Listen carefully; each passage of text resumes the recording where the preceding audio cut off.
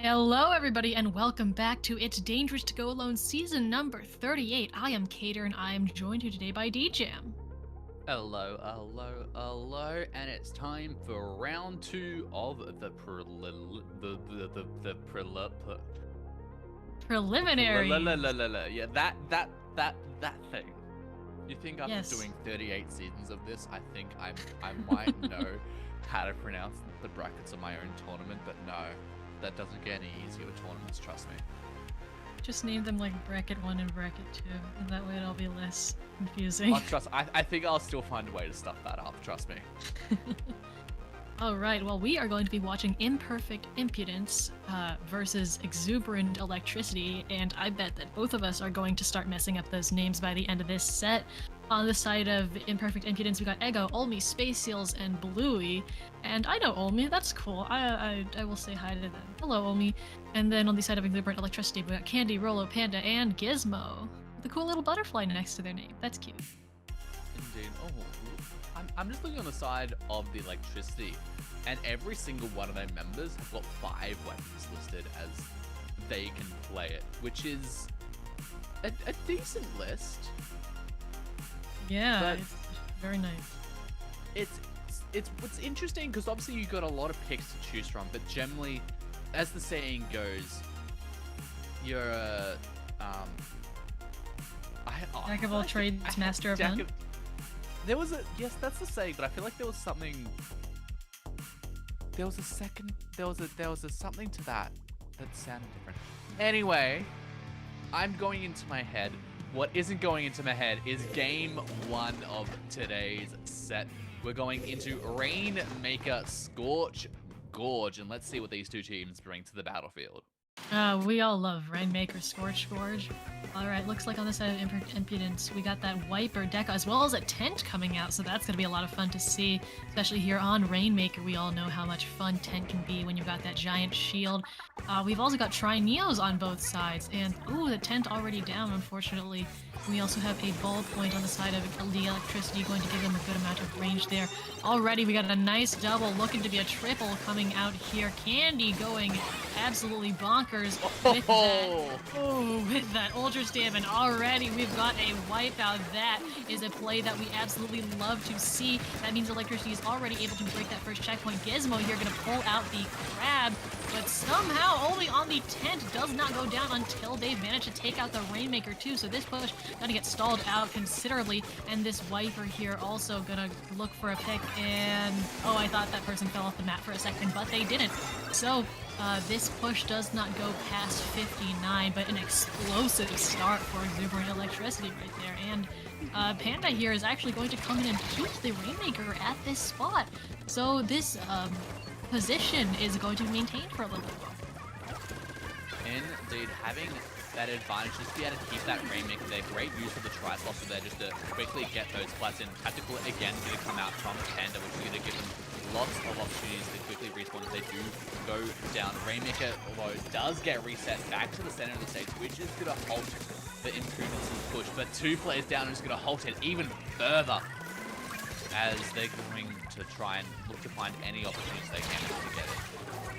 Yeah, Electricity's picked up that Rainmaker again. The Wiper coming in from the side here to little bit of play and gets some nice picks. Gets 1, gets 2, does get taken out themselves. But that means Electricity is 3 down. They get a couple more points on the board.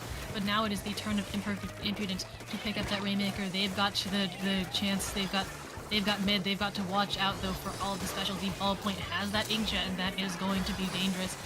Electricity is 2 down though. Impudence has a little bit more of a chance to push in. They've just got to sidestep all of the crossfire that is coming their way. We have the subs, and oh, that is cool. Whoa! Oh my goodness, that is another triple. This Zuka going for the 4th. Gizmo has to back up very quickly. That Rainmaker is rocketing directly towards the checkpoint. We have, I think somebody was behind there for a second, but they are able to break through that checkpoint. Roller here getting single targeted. We are getting triples galore this match, and that Rainmaker is going to keep going. That is the lead. Flip to the side of Impudence by just a couple of points, I think. by 2 points indeed is going to be the split between these two teams. Oh, and with both checkpoints cleared, we're back to your classical Rainmaker, but with such closeness between the two. Yes, indeed. Rainmaker has reset. Both of these teams are back in mid. Impudence has one member down, but that tent is coming back. They have a good amount of presence. Candy again wreaking havoc with that Ultra Stamp. Does get taken out though. Gizmo's down as well. And so Ego, this Wiper, going to try and make a little bit of a path. They do have to watch that Rainmaker shield though. Flipping to the side of Electricity. I think they might get the pop. Not if only has anything to say about it though. They do get the pop, but that Rainmaker just chilling here. I've never seen a tent exactly sharp like this before. I'm not entirely sure what their plan is here. The plan is hide and go seek, and now they're just anyone should try and find the crab. It does take out that tent now, and the hammer takes out the Rainmaker. 2 down a piece. Ego just desperately trying to avoid that hammer, but Candy doesn't allow them a moment's breath, taking them out. And now Electricities, they do have 2 specials at the ready. That Tactical does come out now, and the Rainmaker is going to push towards them. But now they're going to need to get some picks. They're going to need to get some takeouts. And with 2 players down from Impudence, that's going to really allow Rolo carrying that Rainmaker to try and get towards it. Candy using that Ultra Stand to clear forward a path, but Bluey is going to stop that Rainmaker in its path, having a great spot above the Norse, but no! Just gets cancelled out by that Rainmaker pop, and now the lead is switched. They're heading towards the tower, and now that is stopped by the try. Yes, that is a wipe on the side of Electricity, but I think that is a fair price to pay for that push all the way to 10. I mean, I'm not even sure how the Rainmaker got that far. I feel like I just looked and they were already over the shoulder of Imperfect Impudence. So now we are in overtime. This is their last shot. We've got the Tactical coming out. Candy there. Oh my goodness, on a roll, trying to get something done there. They do get taken out. So does Gizmo. And that Rainmaker's doing everything they can. That crab, though, says absolutely not. That is going to be our first game. Oh my goodness. Wow, these teams are coming out swinging. Again, starting off the round so very close. Even that crab that did take care of that Rainmaker at the end was just barely able to take out the Rainmaker. Like, they got cancelled literally as the Rainmaker got destroyed. Such a close game right there. And oh wow. If that's telling, I can't wait to see what we're coming up to. I know, we've already got such a show out of our first match. I think both of those teams just had explosive moments, and all of these players have really shown, honestly, both of those triples that we saw. Both Panda and Gizmo and Candy, that whole team putting in a lot of work there, and of course only on that tent doing the work necessary. You can see we got the replay here of Candy's really great triple, the immediate double, and then I think it was even a quad. Yeah, I think the yeah, they got the wipeout solo. They did. I did not realize that. That the throw of that was made that a quad, but still very, very great. Oh, and then watch this shot. Watch this shot. Oh, like. Oh, I mean, how often do you get to see that, really? I think the arc from that first shot hitting spot on and the immediate double after that just makes that such a treat to watch. My goodness. And the fact that it wasn't like both of those 3 players 3 kill streak and the quad, both of those, the fact that it wasn't by a single player, the fact that they were by individual players on each team, that's the bit is like, because normally you see like that and it's like, okay, it's just one team just constantly dominating when you're getting a quad, when you're getting these triples. But the fact that it's from both teams, it just makes me excited as we dive into our next game, which is going to be Sturgeon Shipyard Clan Blitz. Oh yeah, Sturgeon. Another one of those maps that's like, oh, you know, I can't counterpick to Mako or Inkblot or whatever, so I guess I'll pick Sturgeon. But usually you'd see it on Tower and 2 a lot, so Clan Blitz not always as common, but, you know, it is something that we have grown to know. No, not necessarily love. I'm hearing from Yeah, that I was gonna voice. say I was close to saying no and love, and then I was like, I don't think we love it very much. we just know it. We just know it. Yeah, Olmi is gonna switch over to the roller, so no more Tentabrella, which I think is definitely fair considering the way the stage is shaped, as well as we're switching off to Clam Blitz, requiring a little bit more mobility. And already we've got a power clam. Already they are going for that. Not quite gonna pay off, but the rest of Imperfect Impudence is following close behind. 3 down, 2 on the side of Exuberant. Oh my goodness, they are absolutely going for it. Already they are throwing those clams and got that down to 50 and counting. The Nautilus here also putting in work, saying, you can't do anything. Still managing to get a pick, and still clams are getting thrown in. I don't know where Impudence is getting these clams from, but they are getting the jumps in. Ego coming back, trying to get a couple more in, and only they're going for the jump camp. Doesn't quite get it. That's 3 down now, but already down to 32 within the first minute of this game.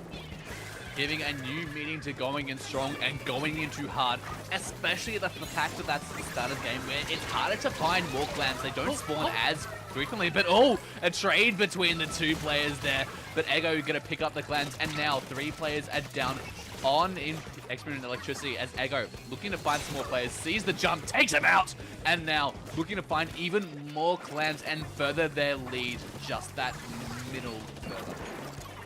Yeah, honestly, this comp working out really well from the sheer power that every single one of these players is able to put out individually is working out really well for them. That is 2 down, but Impudence does get that second clam in. Only has a couple of clams. Not sure if they're going to be able to go on their own. I think they were thinking about they are forced to. They get 2 picks before they go out.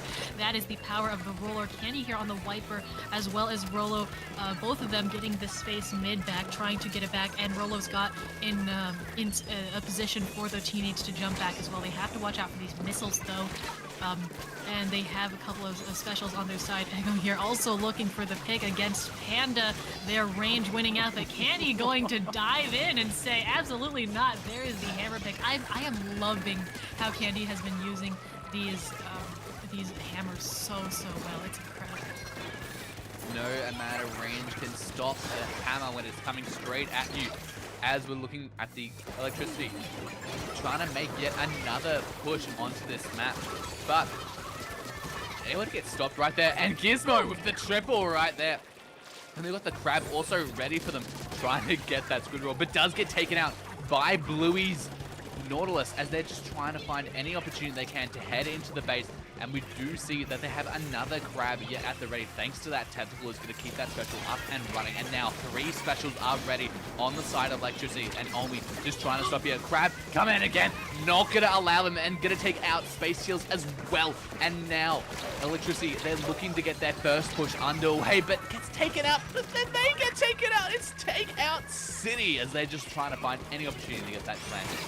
Yeah, they are looking for those clams. They get it in. The thing is, they've already got 2 players down. They just don't quite have the presence that Imperfect Impudence did. They don't have a way to continue getting those clams in with their players down and clamless. So unfortunately, that push is not going to go any further. Only on the roller again, getting those picks. Rolo having to pop the inkjet here, and still unfortunately getting taken out. Ego does also get taken out there.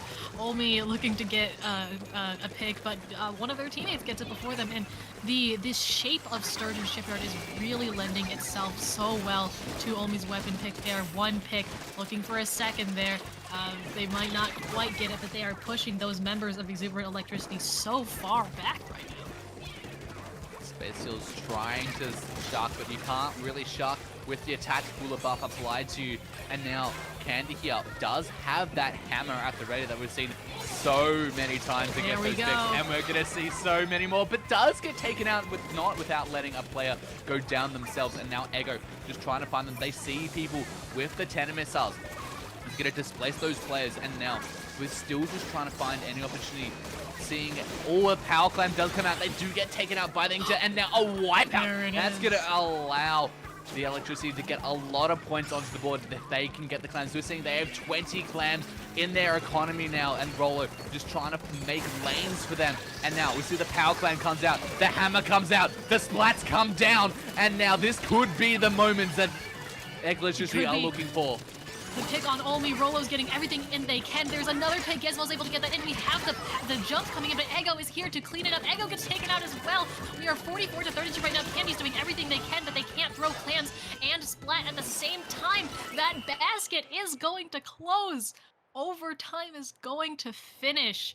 Just a few clams away from that lead in that last-ditch push, but that second game is going to go to Imperfect Impudence.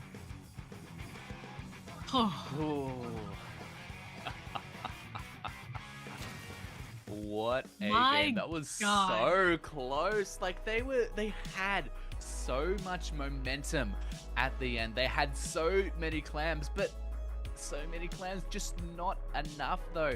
They had those few players that did have quite a decent amount of clams, but just wasn't able to get started. Getting that replay of that first initial push from Impudence there, which really set the bar for the entire game. As we said, went in strong, went in hard, just getting constant splats, getting all the way down to 32 was a great way for them to start off that set. And now, obviously, seeing that final. Now bit we of a see the push very there. end of the game. So we're kind of like bookending this game. You can see the replay of the very close to the end with Electricity. First off, Rolo getting this Inkjet pick and that following into the wipeout. Then they were able, they had to gather themselves very quickly and go for that last ditch push. Wow, I'm kind of curious where we're gonna see this go now into MakoMart splat zones. I don't know, because we've seen that they both have kind of they can both really control mid, which is really what all splat zones is about. How well can you control mid? How well can you shut out your opponent? And we've seen that both teams can kind of do that pretty well. I don't know. Yeah, neither do I. And of course, Mako Zone's bread and butter of the competitive Splatoon community. Everybody knows it. A lot of people love it. I can say we know it and we love it. As opposed to Sturgeon Shipyard. I do want to see, I mean, I wonder if Omi will pull out that roller again, because rollers seem to work very, very well for them. You can see them using all of the geometry of Sturgeon Shipyard, and Mako has some similar ramps. I mean, we know that Try also works really well here, weapons that can camp those ledges, and so I think it might be fair. Of course, they could also try and pull out the tent again if they wanted that shield, so we'll just have to see. They are gonna, ooh, we got the big boy roller there. And ooh, we got double splash, tri-slosher. I don't remember, I can't tell which one of the bow weapons that is. I don't know which one you're looking at, but It sure is a weapon. Oh, I think that's the tri-stringer. Okay, and that is going to afford them some range, and of course these splashes, insane amount of paint. And then it looks like Imperfect Impudence going to stick with that same comp they had. Ego, of course, on the wiper. Oh my goodness, the range on that, just absolutely obliterating Rolo. And Panda as well. Again, Ego on the aggressive, the kill streaks. And now we have Imperfect Impudence with this early take here, and only making full use of this roller, the Ink Rush, the Ink Storm as well. Let's get taken out. We have the Killer Whale coming out for Exuberant Electricity, as well as the Crab that's going to give them a lot of area control. They just have to make sure they don't get cancelled, especially by all of the firepower from the knot here. Indeed, and they got that second crab, which is going to set the zone into their favor, giving a 46-point penalty, which is a good position for them to be in. Candy now just trying to find the players, trying to find the picks. Ooh, does see the Norlis, nice. Does take them out, and now Electricity, they're setting themselves up for a good push, but now they're getting pushed away. Look at all of the firepower coming towards Gizmo. If you're in their position, you're feeling very panicked, and a good decision to back out there. Oh, we'll be trying to get the 1A, doesn't quite get it. Candy getting a nice little trade there. That is the power of the Tri-Slosher, and Gizmo here has another Crab, is able to push Ego way, way back there. That is the lead for Exuberant Electricity. We've got the Ink Storm coming in for Impudence there is going to give them a little bit of space, but not a lot, as that timer is already down to 20 and counting. The missiles are going to come out, the tactical or the killer whale on the side of electricity. Everything is going on here, but Seals is Space Seals all the way on their own, and but that is 3 down on the side of Exuberant electricity, 5 remaining on that zone, and the zone flips. 71-point penalty on the side of Exuberant electricity is a lot to work through. So many points to 2-3 indeed. Now we're seeing Candy here with the Tricells trying to find some picks. Does get the trade against Omi there, and now both teams are just trying to find any way. The Crab does come out and the Tactical are on the opposition, and now they're just trying to grab, but the all goes down to the killer whale there, and maybe a bit of damage from the Crab roll there. Not exactly the thing you want to see, and now oh, gets taken out by the Rollers. I don't say this often, but the Rollers rain there, just giving that little bit of extra damage there, and now the Impudence, they have the advantage, they have control. Now they just need to keep it. But with going 2 players down, that might be tricky, but they do both have their specials at the ready, which can allow them to that bit of extra time. But now, with the Crab onto the zone, that's just going to push them away, and now they're heading away, and the zone is going to lose control, and that is going to be a zone. Oh, the rain's going to keep it alive. Yeah, that was a really nice rain pop from Olmi there, and they're going to come in and take that zone back. No penalty applied to Impudence. That timer is continuously ticking down. We are already at 25 and counting. Nautilus here just keeping in control of the zone. I think the double rain, honestly, is helping a lot somehow. You know, you don't expect double rain to be a game changer, but at this point, it could be 6-5-4. We have gotten the lead, and that is the KO. It's not often you can say that the rain saved the game. Like, I think if it weren't for the rain, that zone would have flipped. Wow. Oh, and the fist bump just to solidify that. Yeah, we took this game. We won this set. Wow. Yeah, that is our set 2-1 on the side of Imperfect Impudence. And what a set it was. We got a show for all 3 of those matches. Incredible kill streaks. All right, let's see what we got here. God. Oh, yes, this... Oh, Gizmo. This is Gizmo. They're all go. This is the 3 down, and then the zone gets flipped with 5 remaining. Yeah, great stop to the zone here, and now, here's where the rain. So you can see the zone here. Out. Yeah, almost flipping to blue, but not quite. And that rain keeping it just that little bit ink. Panda there going down, not able to recap that zone, and then Olmi and Bluey coming in to retake it. And from there, it kind of just snowballed to the end. Yeah, definitely a great play there by Omi, getting that Inkstorm out, and then also being able to get the splat to take out the splash. Really, that was the key moment there that allowed them to take the win there. Well, that was an incredible set. We had great moments from both teams, of course, and those replays were really nice to watch. We are going to take just a short break and set up the 3rd round. We will be right back in a few minutes, so stay tuned.